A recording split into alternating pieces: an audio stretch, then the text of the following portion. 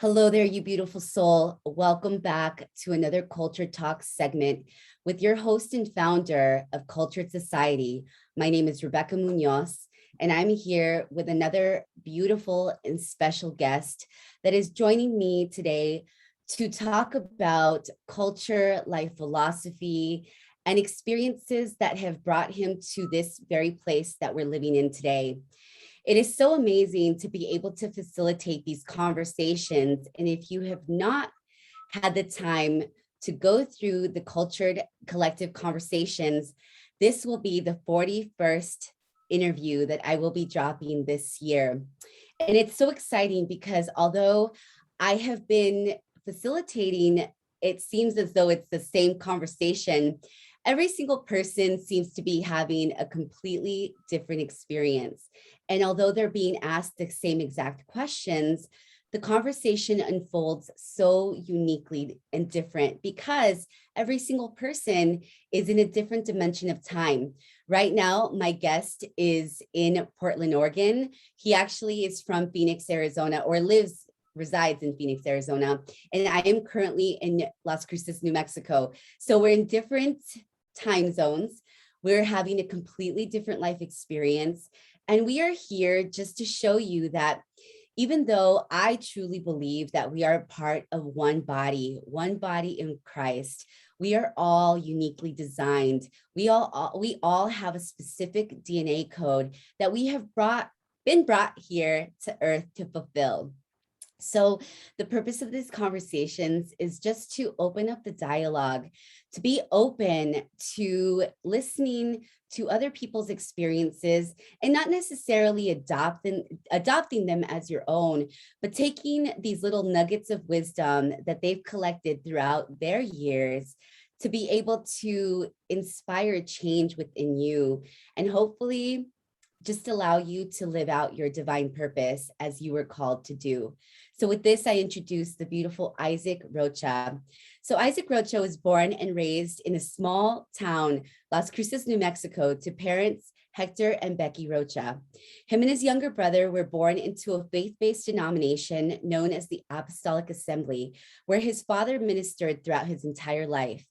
He graduated in 2003 from Onate High School with a scholarship to New Mexico State University and lost it shortly after his gain. He went back to school for a year and decided to take a break to reevaluate his options. That break quickly turned into 16 years of journeying through his life with absolutely no desire to go back. He realized that traditional college just wasn't for him.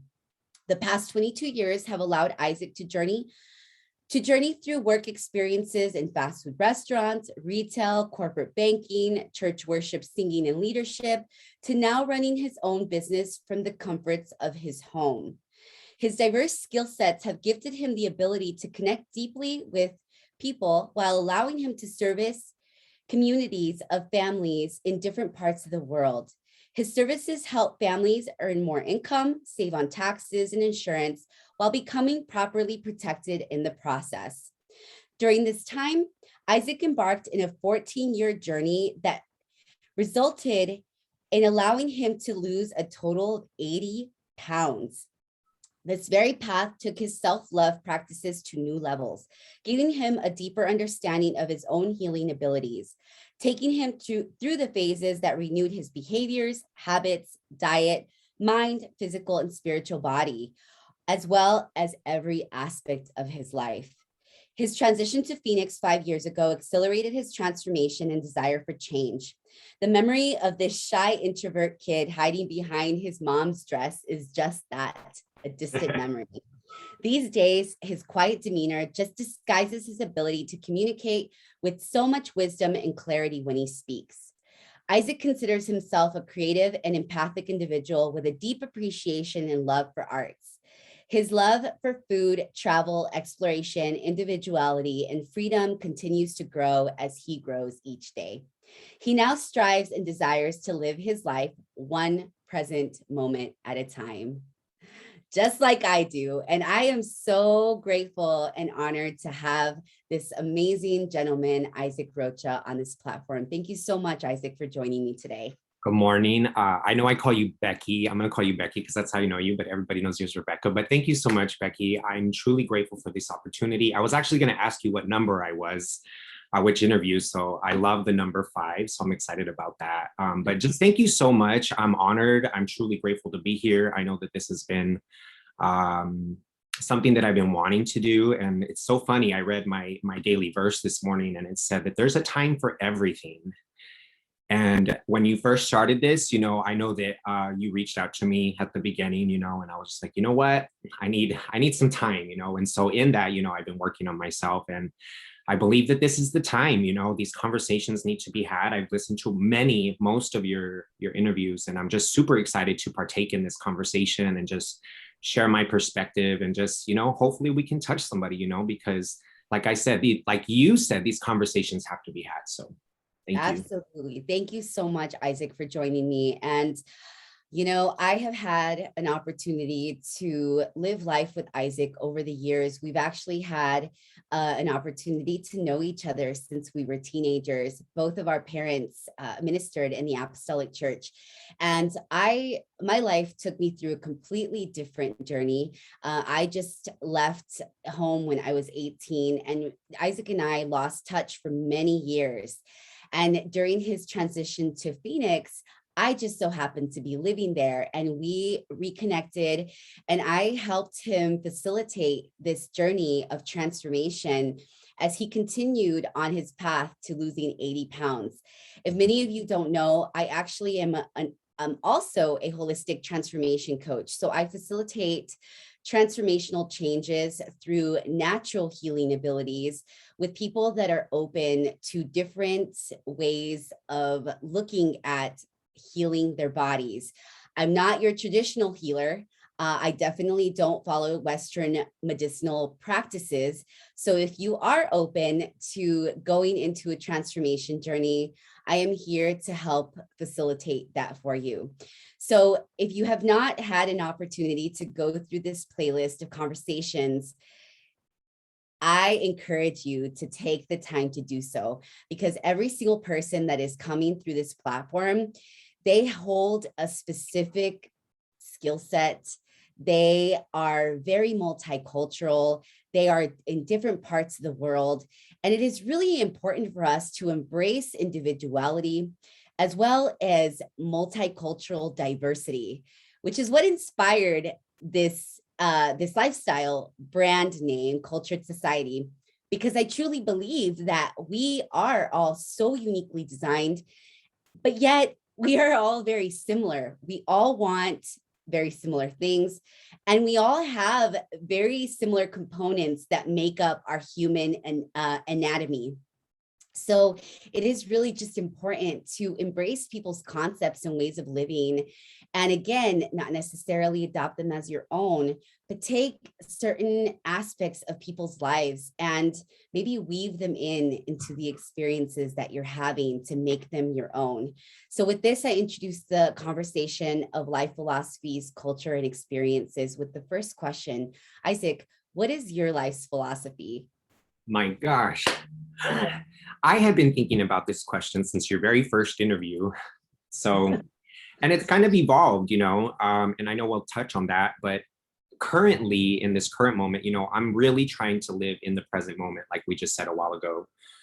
In the past, I experienced, I was always dwelling on things. We tend to dwell on things, and we tend to go down these rabbit holes of the future of possibilities. And, we're not really here. We're in yesterday and years before, or we're going down some insane rabbit hole in the future. So right now I'm in the moment of just living one moment at a time, and then listening to my breath. What is my breath saying? What exactly is my body telling me in this moment? So living in the moment allows me to be present in my body. And when we're present in our body, we're allowed to express ourselves. We're allowed to live life freely, because we're not worried. We're just, okay, I wake up. All right, cool. This is the day that the Lord has made. I'll be glad in it. And in that moment, literally, I'm glad. And that starts the whole thing. But it's literally just living one moment at a time, being present in that moment, If you're having a conversation, you're engaged in the conversation. If you're doing your morning practices, whatever, you're just in that moment, but always in the moment, always striving for a fruit, some kind of fruit. And the Bible talks about fruit, patience, love, long suffering, self-control, all these different things. So when I'm present in my moment, I'm conscious about my activities to ensure that I'm producing fruit, whether it be fruit for people to see or fruit for myself. So really I would say that's the main thing that I'm at right now. My philosophy right now is being present, and in my present moment, am I producing fruit? That is so good. That is so good. And that is definitely a life philosophy that everyone needs to adopt, Listen, because this is the only time that we have. This very present moment is the only time we have. Even what happened earlier today is already history. So obviously what happened yesterday is definitely history. And it's so important. It's so important to adopt that way of living, because it eases your worry, it eases your pain, and it even gives you the ability to tap into whatever pains or worries that you're feeling and evaluate it. Ask yourself why you're feeling that way. And when you bring yourself back to the now, there's really nothing happening but your breath. And so it's a beautiful thing.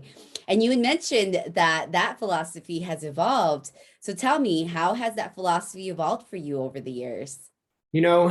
um, during my high school days, I used to have this saying. I used to always say, "Life goes on, get over it.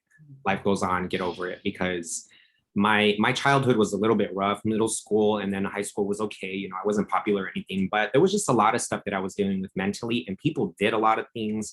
A lot of things happened, and I would recognize that a lot of people would hold on to things a lot. From a young age, I recognize that. And my philosophy from a young age was just get over it. Life goes on. But no, as time has gone over, it has evolved into no, you don't get over things. You actually learn. Every experience that we come through, whether it be good or bad, there's always a lesson. And so now, instead of saying get over it, life goes on, no, let's look at the situation. Okay, what is God trying to tell me here? What is the universe trying to point out to me? What am I missing if this scenario is causing pain? Or if there's good fruit coming out of it, what's the lesson here? What can I teach somebody else so they can then repeat that? So over the years, it has taken me time to recognize how to reflect, on myself. When I look in the mirror, okay, what is it that I'm looking at? Who am I looking at? Who are you today? And so it's no longer about getting over it and moving forward. It's about evaluating the experiences that have been presented to us for a reason and building from that. Literally, one situation after another is lesson after lesson after lesson after lesson.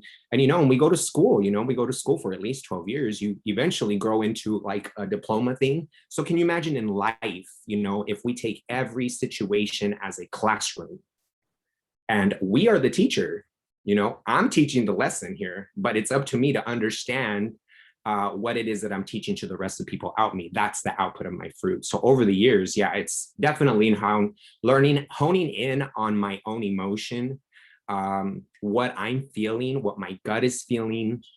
And in that what's the lesson that I need to learn here to avoid the bad feeling, or what's the lesson that I need to learn to continue the good feeling? So over time, it's really evolved over that. And in the banking, when I was in corporate, I was just like, I really didn't even have, there was just nothing there. It was just like routine, monotone, straight line, same thing over and over and over and over and over and over. And there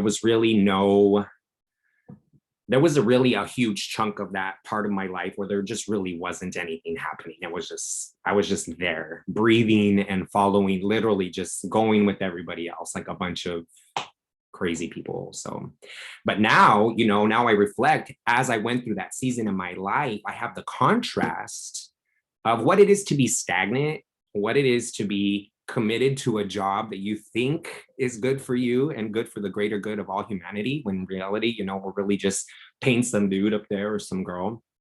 And so it's just looking at the bigger picture every single day. And making sure that, again, making sure that our output is consistent and the output is good consistently. So Yes. yeah. Oh my gosh. I'm so glad that you said that, because really your output is a reflection of what's coming in, or how you feel, or what you continue to put out into the universe. It's literally a constant energy exchange, whether you're having a conversation with someone, or you're in a job that you hate, you're adopting a really unhealthy diet, you watch TV all day. All the information that you're taking in is affecting you, whether you like to admit it or not.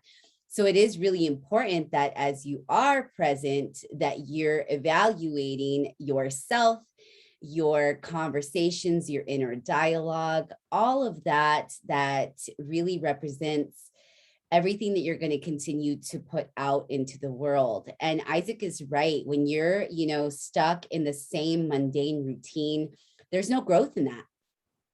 I became the sour apple. I recognized when I went through this phase where I really wasn't really reflecting and taking accountability for anything of my output. I reached like a dead end, and I was just like, I've become the sour apple. Like I used to tell my employees, don't be that person.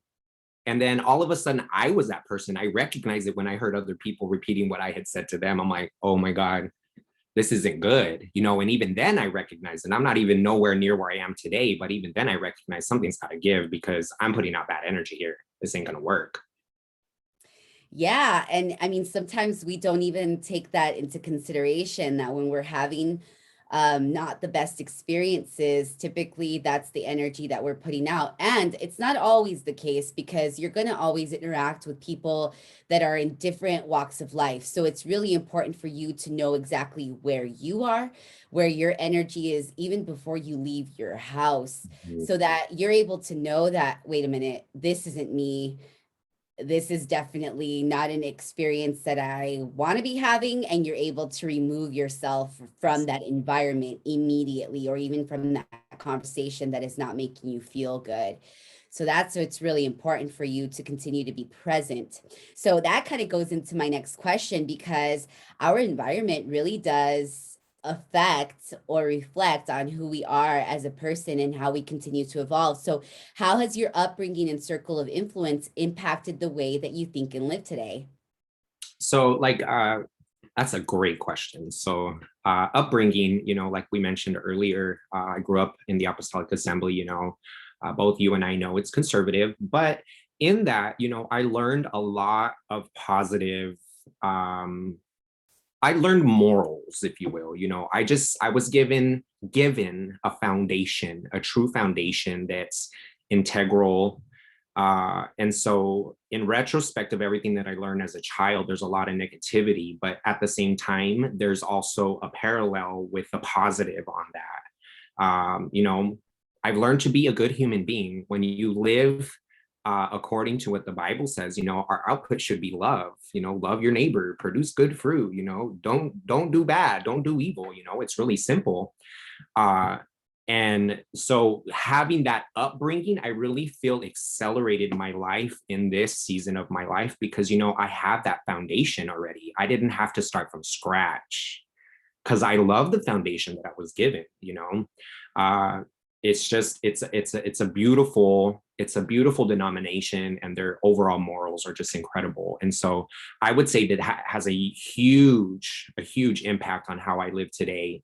And then as far as like my circle of influence, growing up, I grew up in the church. So I only had church friends. I only had people that went to church with me Sunday, Wednesday, Friday, Tuesday, whatever, we were there 5 days out of the week. And so those were my friends.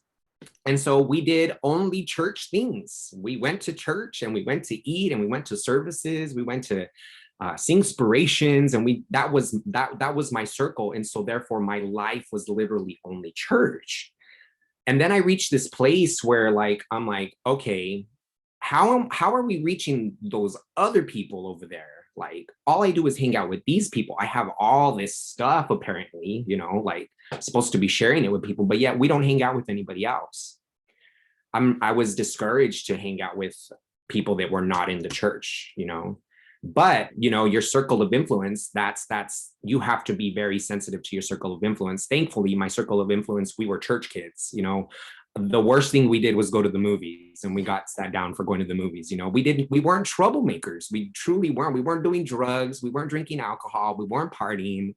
Like the craziest things we were doing was going to the movies and driving fast in our cars. Like, so that was my circle. That was my circle. But in that circle, we weren't really productive. We were teenagers, but we weren't truly productive. We were into eating bad food. We were into watching movies. We were into being lazy and all that stuff. So that's what my life was.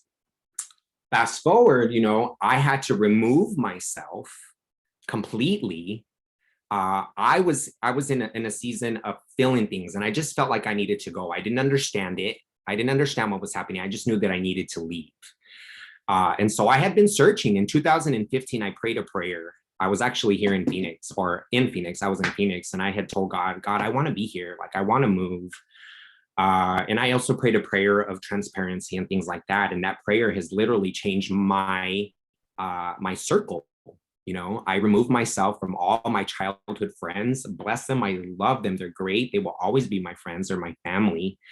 But at the same time, when you're surrounded with just childhood friends, you continue in childish ways. It's just natural, it's our bond. We're childhood friends. And so therefore we will always be children, but it wasn't until I removed myself from that equation to allow myself to develop. I've only been out of my parents' house for 4 or 5 years now. So I consider myself like a teenager still in the whole world. And so now my new circle of influence has, promoted weight loss, has promoted holistic healing, has promoted entrepreneurship, has promoted individuality, has promoted freedom, has promoted, just healthy living, has promoted that there's more than a 9-to-5 job, has promoted, just all the things that this world has to offer, but promoted the arts. I had never really been exposed to the arts until I moved away from Cruces. And so my circle of influence, definitely, I'm grateful that my entire life has been a great circle of influence. But in the past, they were my childhood friends. Today, I've got some adults, I've got some mentors, I've got some bomb people. I've got Becky in my circle, my mentors at my new business, and my church pastors and my worship leaders, and just everybody around me in this season is literally pushing forward, grow. What can we do different? Where can we learn? How can we be better? How can we do more? How can we touch more people? How can we be individual and still love God? And so that's literally what my circle is teaching me right now. It's small. My circle is tiny, but in that we are mighty. I have removed myself from so much in the past. It's not bad, but people put their beliefs on you. They project their beliefs, their limiting mindsets, their limited research, our ignorance. We don't realize what we push on people until we remove ourselves. It wasn't until I removed myself that I had lived my entire life for other people. Literally. Yes. Literally. Yes. Oh my gosh. There's so much truth in everything that you said. And it is so true. And as you're going through a growth journey and you realize that our journey is an evolutionary journey, and that there's really no limit to our human potential. In fact, planet Earth is one of the most brilliant planets in the universe. So if you have an opportunity to live on planet Earth during this time, your opportunities are endless, especially being here in the land of the free. It may not seem like it, right? Because on a grander scale, there seems to be a lot of chaos and war going on. But if you think about it, historically, these are things that have been happening for generations upon generations. The only thing that has changed really is our ability to be connected to technology. And technology is so prominent in our society, and it can be used for good or it could be used for bad. And what Isaac said earlier today about how the importance of contrast is that it is so important to have contrast, because then you realize that we are living in a 3D world, and we are we are immersed in light and dark. And when you go through that evolutionary transformation, you go into different dimensions of time.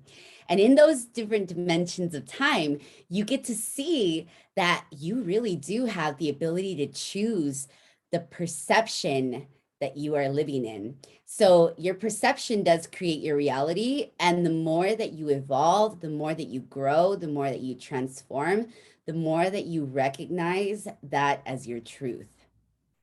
And you are the sum of the 5 people that you spend the most time with. And that's a choice. You can't change the people around you, but you can change the people around you. It's a choice. So do you believe that your line of work infects our society with positivity? Yes, yes, especially now. You know, I've always felt in anything that I do, my life, I've always had this intuition feeling that, you know, my life is truly not my own. I've always been taught that, you know, we did give, when you show up, you show up. If you got to go to work, go to work. If you're going to go to church, go to church. You know, you're committed to that. And so in the past, I've always given 100% of myself because I'm dedicating whatever it is that I'm doing to God. And so in the past, you know, I joined, I worked at a credit union. I loved the credit union. It was huge. They were huge in the community. I wanted to be out in the community. They were helping small businesses. You know, they were helping people. Truly a staple in the community is what I really felt. And you know, they are. They still are. And so I was really attracted to the positivity that they were having in the community. And so I worked there for a while, you know, and it's corporate, and we know the story of corporate. And so that time has expired.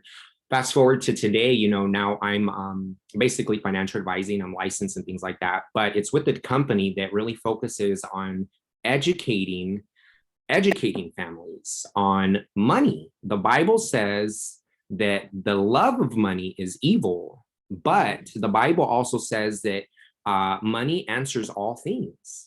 You know, without money, you can't live. Without money, you can't eat. Without money, you can't have a roof over your head. Without money, you can't drive. You need money to live, period. And it's biblical. It's a biblical concept, but it's the love. It's the love of chasing the money is what's become evil. But when you understand what money is, it's a tool. It's a resource. And in like anything in life, if you don't understand the rules, how can we be successful at anything? You know, football, basketball, any kind of sport, you know, nobody from one day to the next is pro. It's just not it, you know. But the thing is that people are taught, coached, you know, and then we practice, and over time you perfect that. And so with this company that I'm with, we're doing just that. We're meeting with people just like this. We're not meeting in office settings. It's via Zoom or across kitchen tables. In fact, they call them kitchen table appointments. Literally, we're just having conversations about money to see what people know. Money is not taught in schools. You know, I didn't get any in my free education. I didn't get any of that. College, I took a couple courses. I didn't learn anything. I have friends that have gone to school that haven't learned anything. And so now that I'm learning this, you know, when you have money, when you understand money and the tool that it can truly be, you know, you can do the things that you want. There are options, you know, you don't want to work 8 to 5. Well, then you have the option to take the day off. But if you don't know money and you don't have money saved, you have to go to work, you know? And so now understanding what money is, I really feel like injecting that knowledge into people and putting them on plans in full effect is literally loosening up people. Statistics say 60% of Americans 80% of Americans live paycheck to paycheck. So when you live paycheck to paycheck, literally every penny is accounted for. There's no wiggle room for anything. You're sick, you know, and you don't have PTO, you're out. So money literally answers everything. If you can figure out your money, learn the money rules. I'm not saying that you need to be a millionaire or that you need to chase all this money. No, but you need to have a plan for your game so that you can live your life so that money is not an issue, because money is literally one of the biggest issues in this country. Our debt is out of the roof. I can quote stats for days. I'm not going to go down that rabbit hole, but literally there's a huge issue. And 8 in 10 of us are living paycheck to paycheck. 8 in 10 of us, that says anything. And then people don't talk about it. But if now that let me go forward a little bit. So I've actually implemented these things that I've taught. I started back in March. I'm officially debt free. And I'm officially on a full financial plan. Now I have the option to work if I want to. I don't have to, because I have a plan. I have money set aside. I've created my structure, and therefore I'm free and I'm happy. And so if I can promote that, that's injecting freedom into the world, literally into my community. Money literally answers everything. If we can understand the rules, we can understand the game, we can understand the concepts and put a goal in place, literally that's injecting freedom into people, possibilities into people, talent, freedom to exercise talents, freedoms to be whatever it is that you want. Because what takes up most of our time in America? It's our job. Why are we going to work? Because we bought a car, we bought a house, we bought that burger that's now costing us $3,000. We're buying, all this stuff. And so we're forced to go to work. We're no longer given the choice. But when you got your money in line and money is not an option, ask yourself this question. If you had all the money that you needed to live out the rest of your life, what would you do? If you didn't have to worry about money, what would you do? People don't think about that. This is a possibility. That's what retirement should be. Yeah. That should be, your retirement should be, I have all the money that I need to live out the rest of my life and I don't have to work. Now I get to live. People want to retire at 65. I'm 36 years old and I woke up this morning, listen, I had to get on the floor and do some stretches because there's like a lot going on with my body. I wake up in pain. And so I can imagine at 65 years old, when I retire to live out my dreams, I'm not even be able to roll out of the bed. And so that's what happens. People work 65 because they have to. They didn't have a plan. And then when they get to 65, they're beat down to the ground. Right. No, it's definitely true. And financial literacy is something that I learned through a lot of bad decisions when it came to spending money. And, oftentimes the most successful people is how they learn. It's learned through they're learning their successes through lots of failures and risk taking.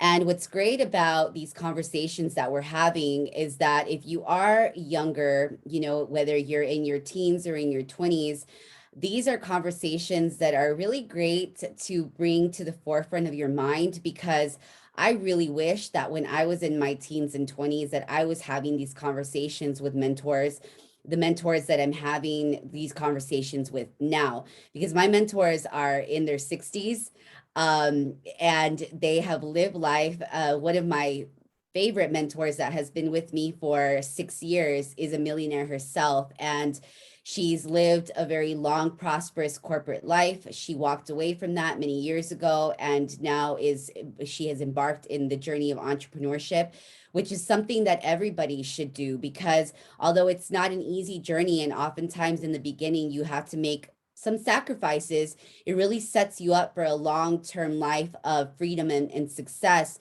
versus you going the corporate or traditional job route where you're working 40, 50, 60, 70 hours a week, trading your time for money for 40 years to get 40%, if that, what you've worked your entire life for. Because who knows where Social Security is going to be within the next couple of years, right? Our government is definitely taking a completely different approach to how we utilize these resources. So it really is your responsibility to learn this knowledge. And if you have a smartphone, you pretty much have access to all the information that you need to get on a different trajectory. You don't have to stay in the same place that you are today. You can definitely develop a plan to be able to, foresee a 5 to 10 year financial structure where you're going to see more freedom now versus you staying in the place that you are. So I love that, Isaac, and I'm so grateful that you're on this journey,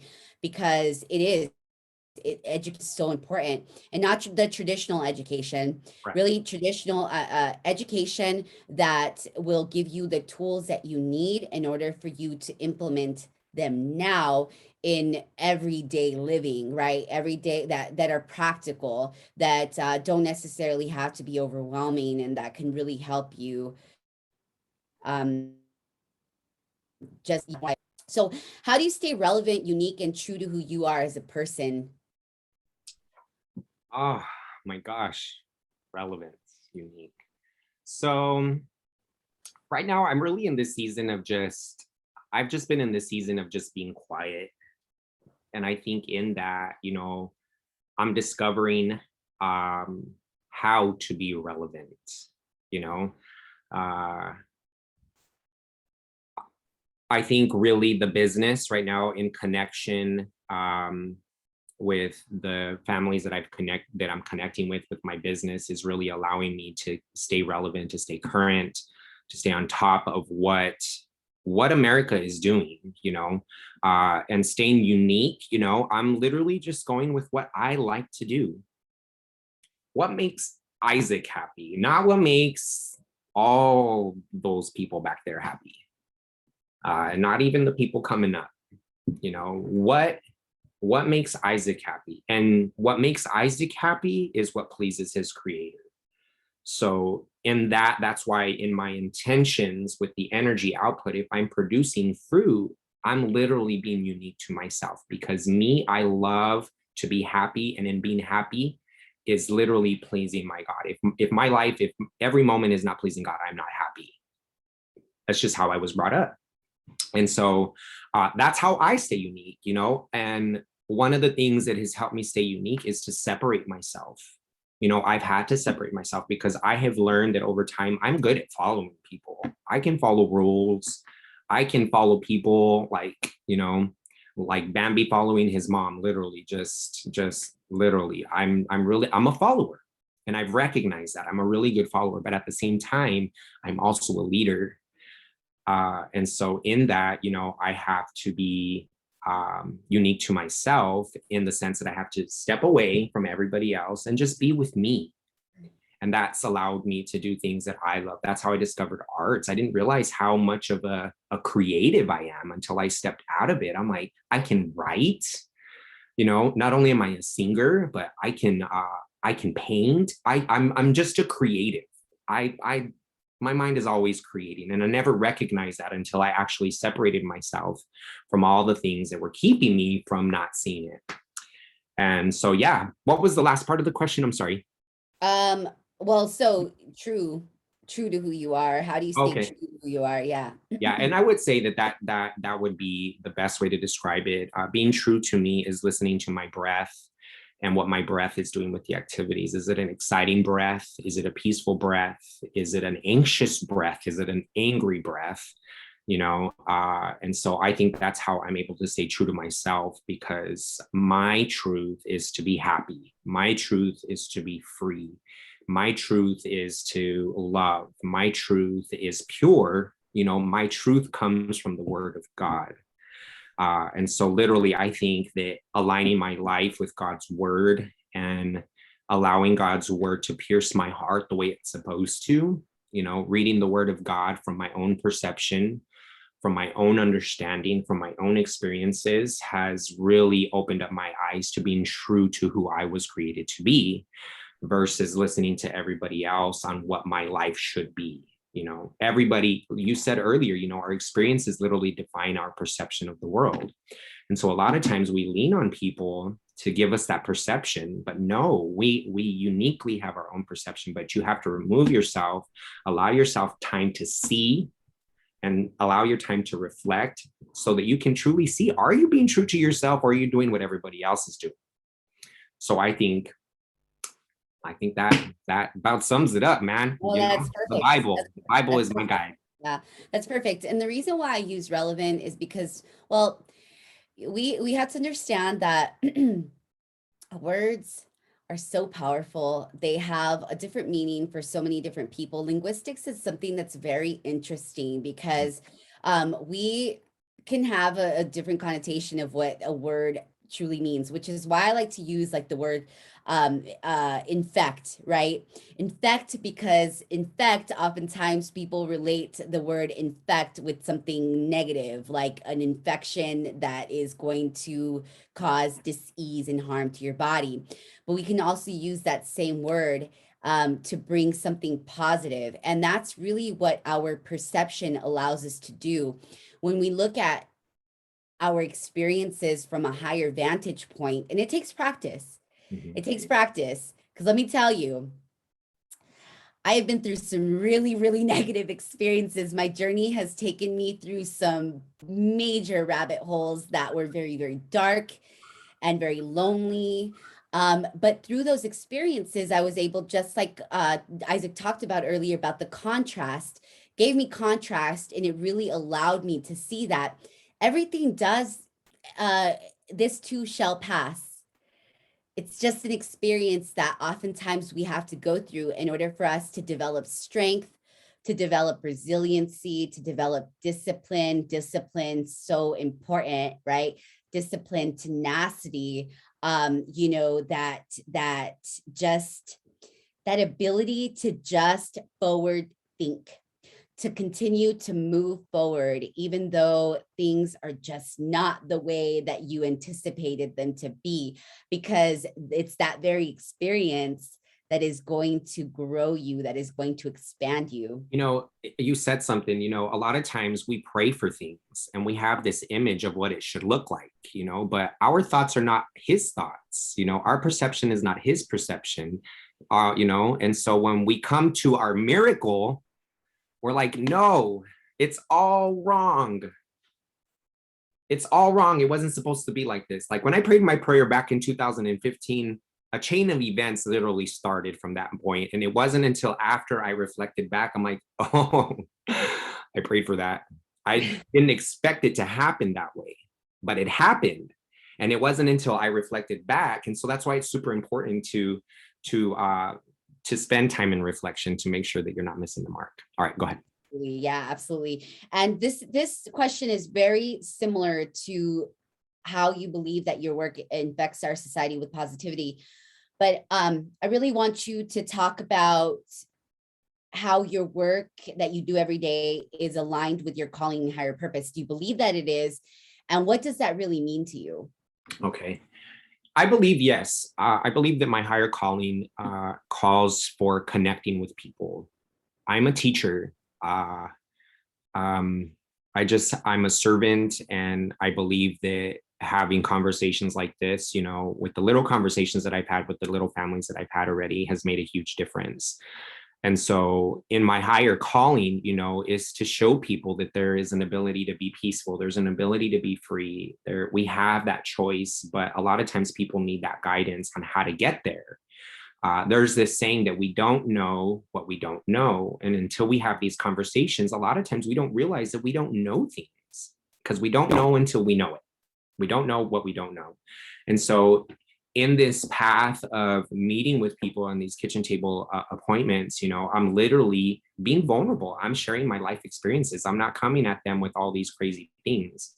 And so in that, when you help people see themselves and see that there's a possibility for greatness in them, that is literally contributing to the greater calling on my life, which is to share the gospel.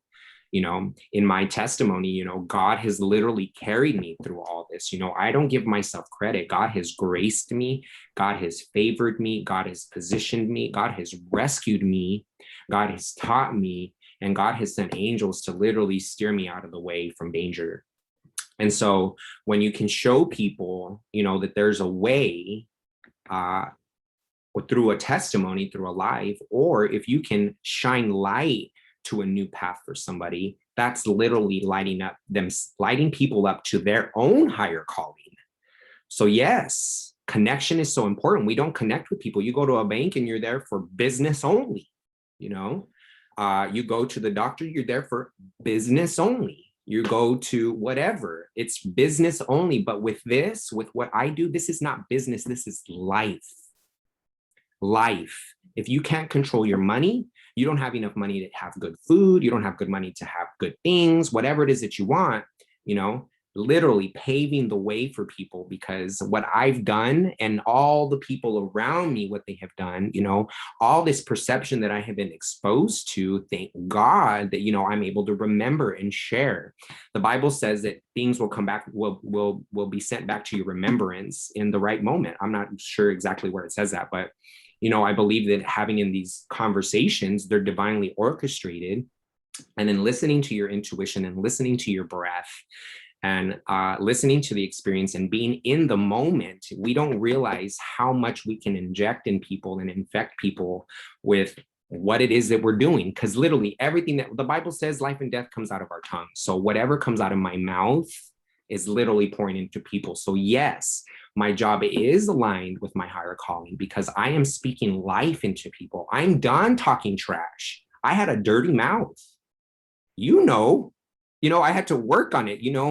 How is it that we call each other stupid? Our friends and our families, we say some of the most grotesque and disgusting things to each other, but yet out in a stranger, we're like, hi, how are you? Oh, I love your sweater. But yet to the people, we're like, oh my God, in the Hispanic culture, I won't go down that road. It's just so much negativity. And so it's just pouring that positivity, infecting people with positivity and showing people like, hey, it is a good day.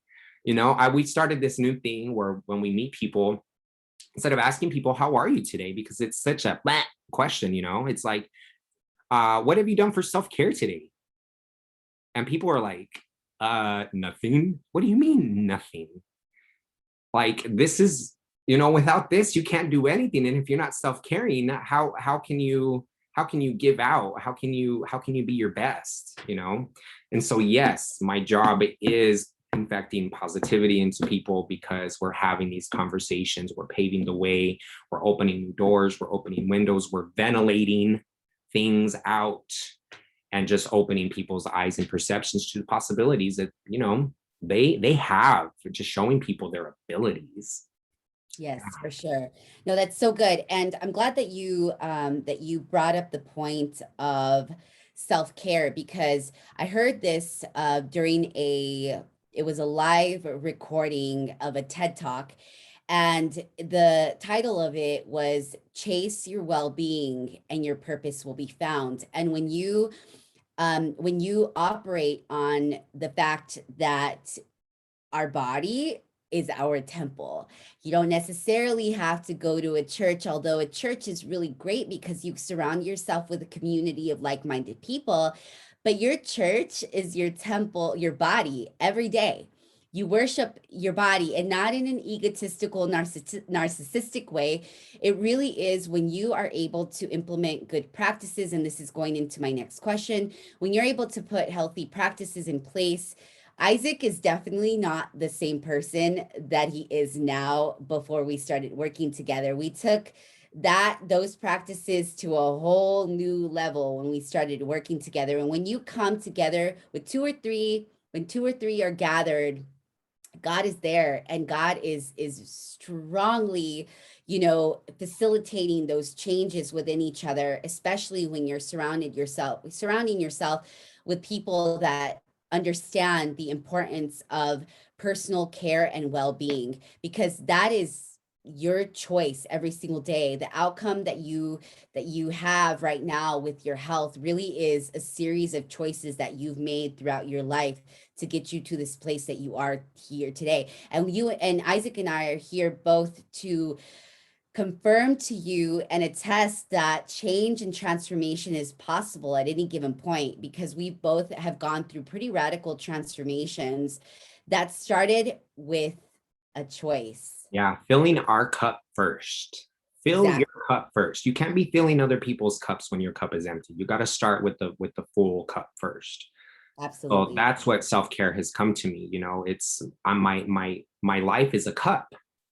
And in order to be able to share, I have to have a full cup. Otherwise, I'm not going to have anything for me. And people are pouring from empty cups. And, the results on that is it. Yes, absolutely. Absolutely. So what practices do you implement to stay grounded and divinely connected to yourself every day?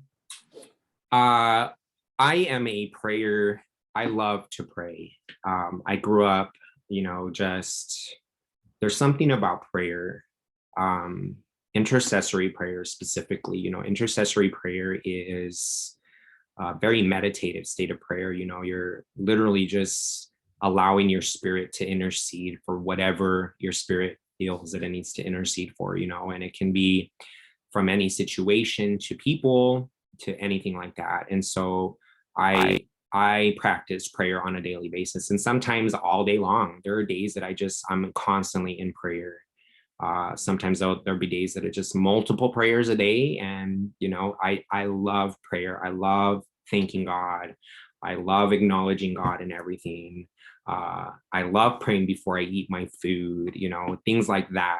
And then I also, I love to read my word. I'm developing my reading skills. I had some challenges growing up with reading, and I'm working on that as an adult. It's a continuous learning process for me.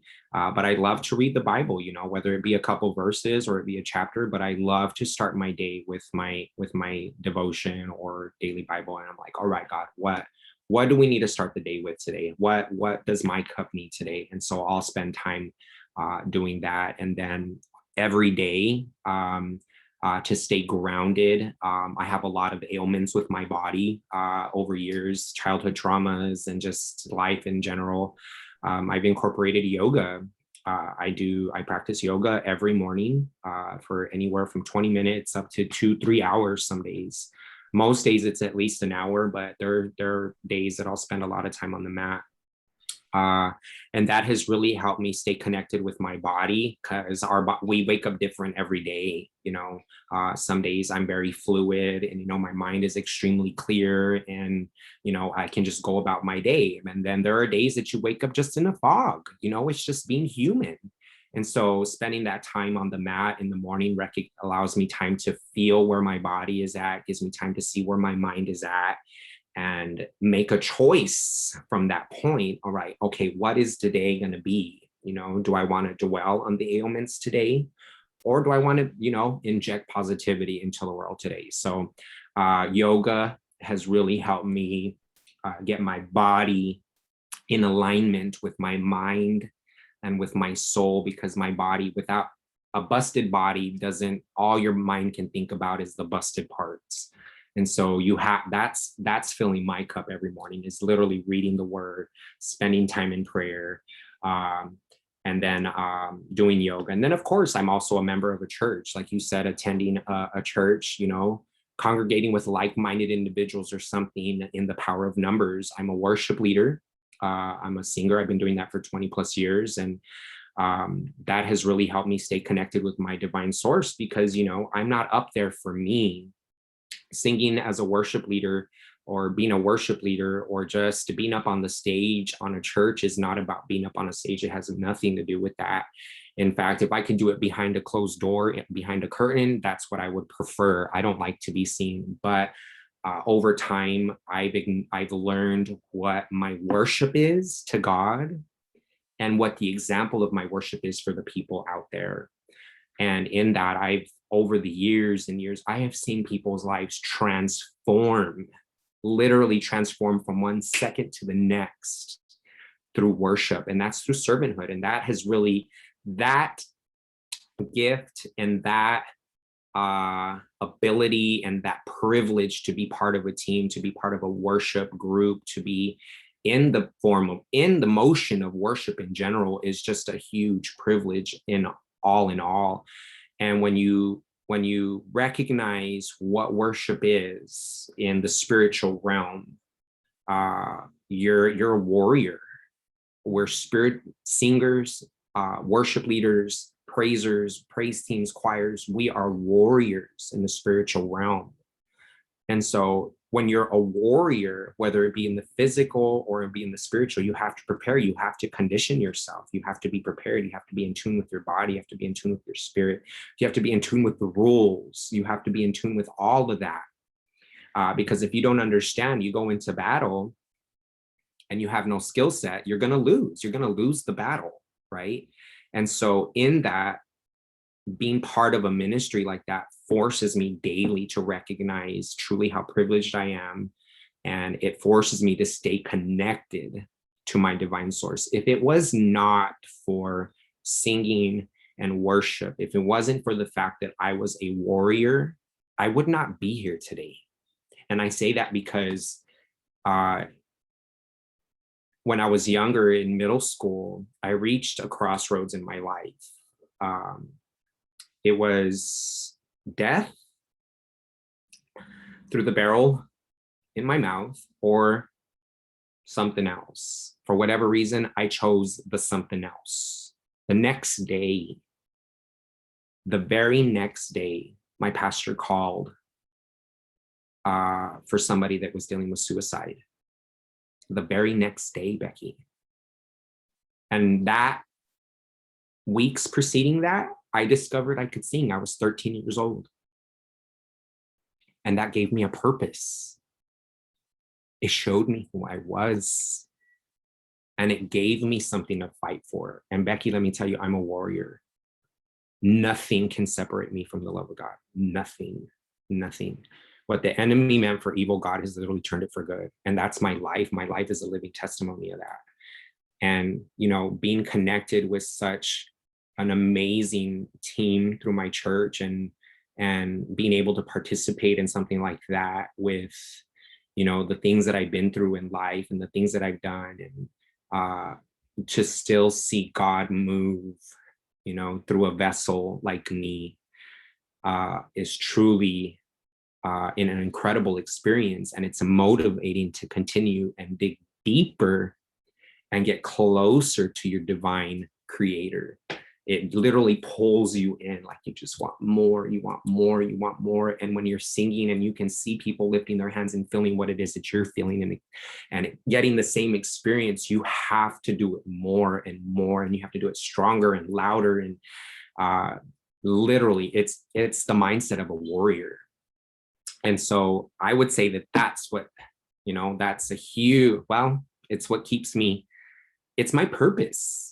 You know, how has that changed the way that you treat your body, the way that you eat, the way that you think? Oh, listen, you know, now I can sing a lot better.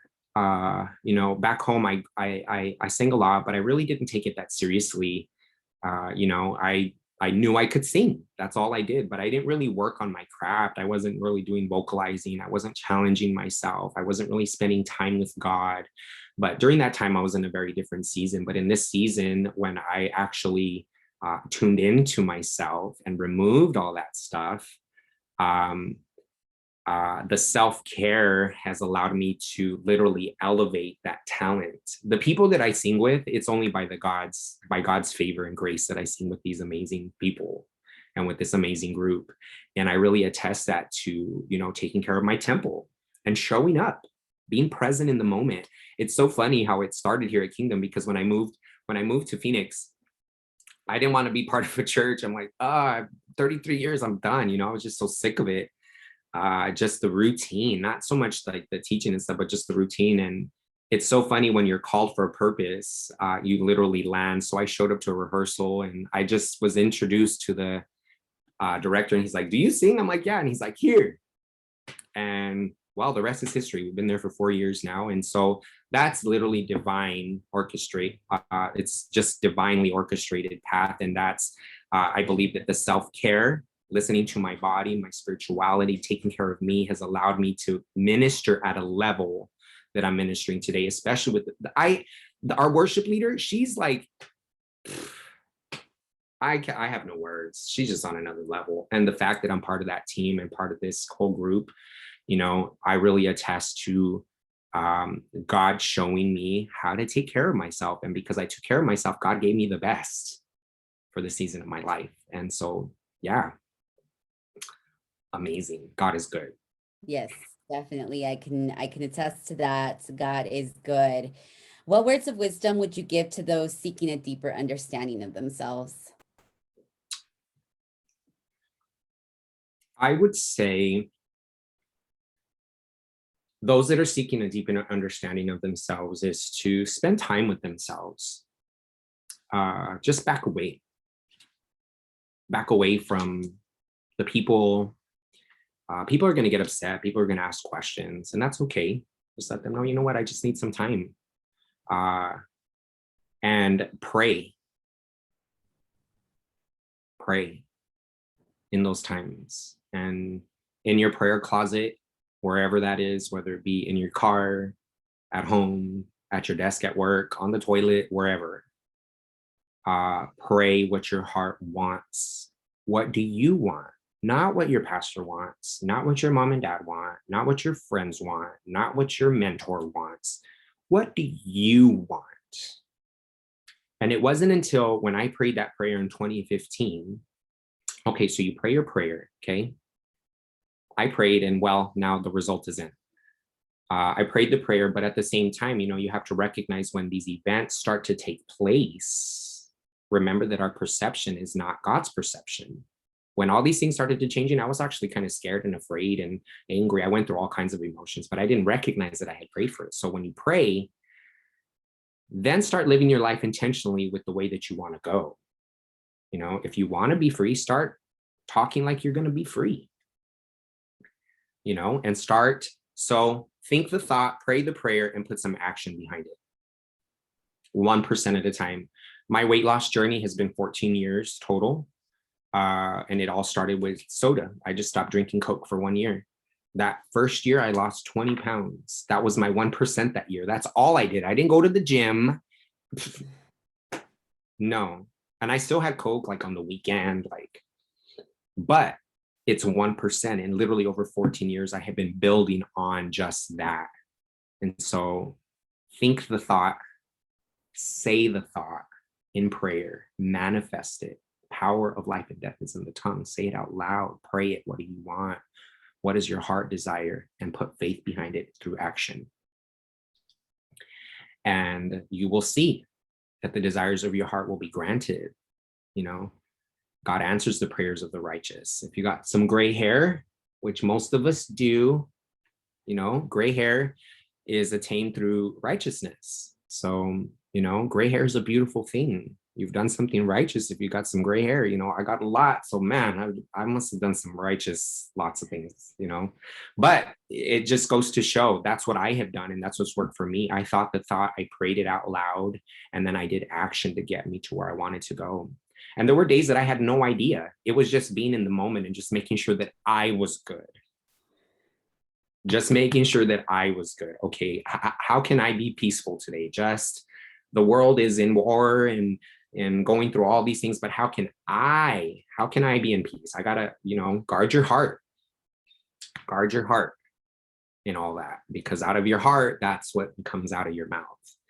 And so in that, God has really transformed my life spiritually, physically, monetarily, just anything you can think of. I have literally done a 180.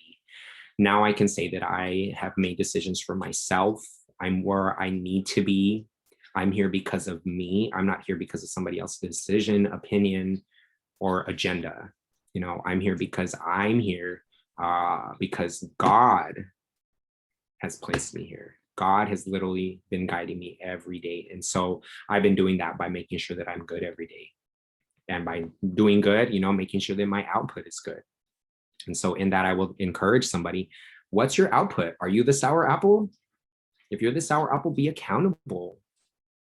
I had to be accountable. It sucked to admit that I was the sour apple. I was like, dang. Yeah, I've become negative Nancy. Yeah. And it was hard. It was a hard pill to swallow because I'm a people pleaser. I don't like to make people upset.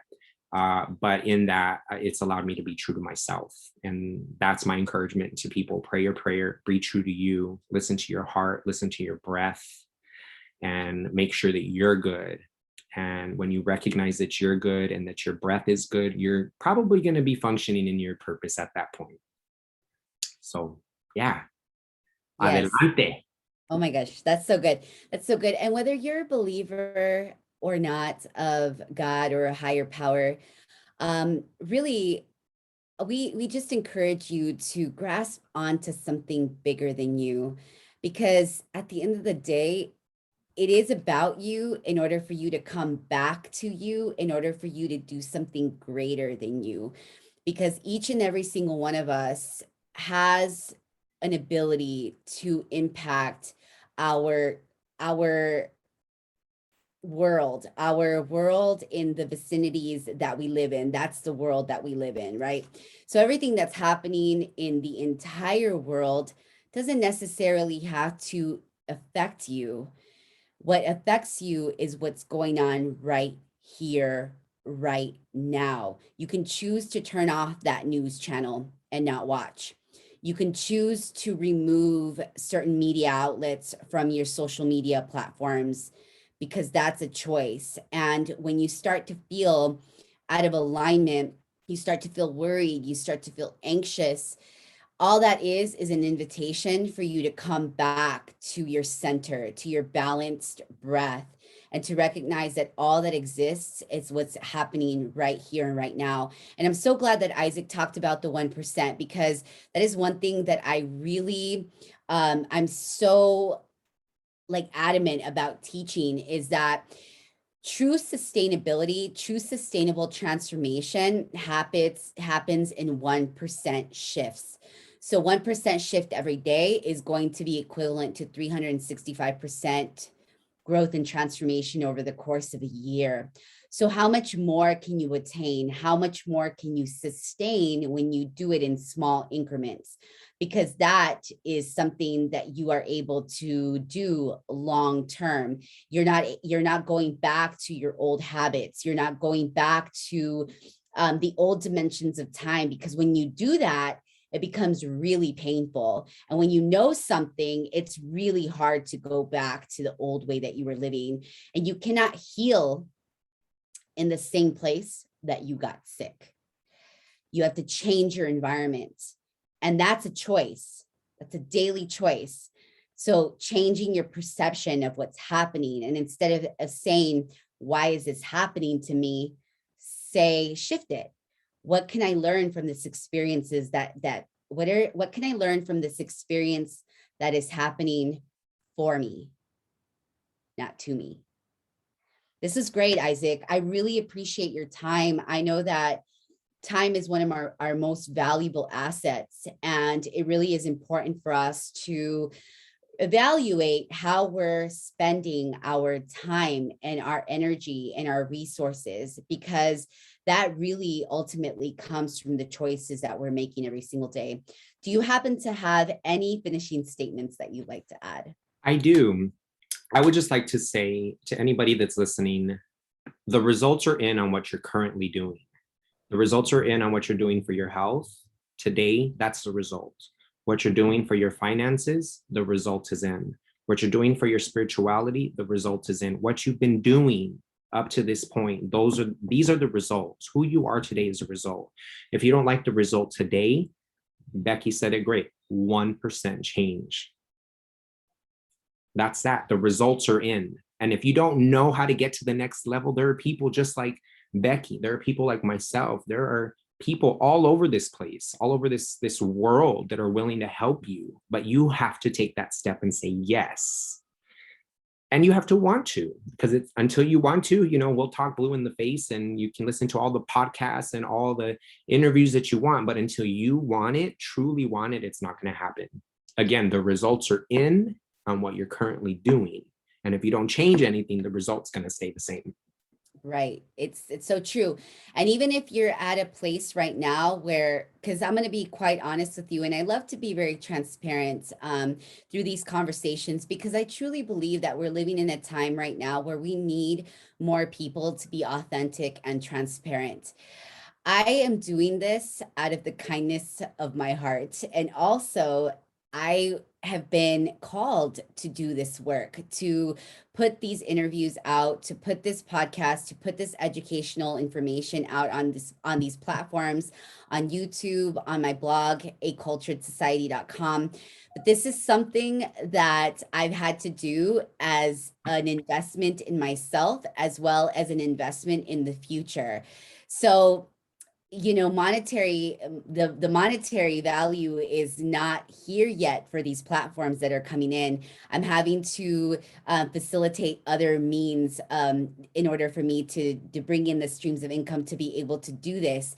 And these platforms are also being facilitated by myself. I'm not outsourcing any of the work. literally the marketing, the interviews, calling people, booking interviews, uploading the interviews, doing it to all the design, the photography, everything on my blog is all work that I have done myself.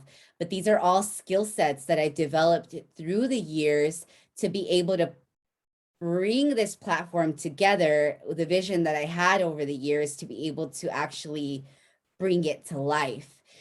And I know that it's not always going to be like this, which is why it's so important for us to have a vision, to be able to write the vision down, to be able to speak it into existence. We have to see it in our mind before we can actually bring it into fruition. And that's really the process of manifestation. It's really how powerful prayer is. And meditation. Prayer and meditation are two separate things. Prayer is the conversation, the asking, the gratitude, right? And the meditation aspect of it is really bringing yourself to a balanced state where you are completely here, where there's really nothing infiltrating your mind, that you are able to listen. You're able to listen to that higher power, to your source that is connecting with you. So you're able to bring that vision into reality by the actions that you're taking every single day. And again, that starts with you. So this is the reason why we're having these conversations, is because we need more people to be activate their purpose. When you are activated in your purpose and in your higher calling, you are vibrating at a higher frequency. You have an energy that people want to be around. You're like a magnet. Opportunities, and it may not look like the way that you envisioned it per se, but it's exactly what's happening in order for you to continue to stay on that path to higher calling, to higher fulfillment, to a higher purpose. And so I thank you so much for taking the time to join me on this platform, to be able to engage in these conversations that are shifting people's perceptions and really taking us into a time where we are stepping into a new earth, a new way of living. And it may not seem like the most positive experiences that we're having, but when you tune in to a higher perspective, you recognize that all the veil is just falling. It's just so good, giving you a clearer vision of what actually is. And we're stepping into a new dimension of time where you have the ability to step into heaven on earth, or you can continue to follow the path of hell on earth. And that's your choice. So thank you so much again for joining me today. Until next time, we're sending you love, peace, and blessings. Thank you.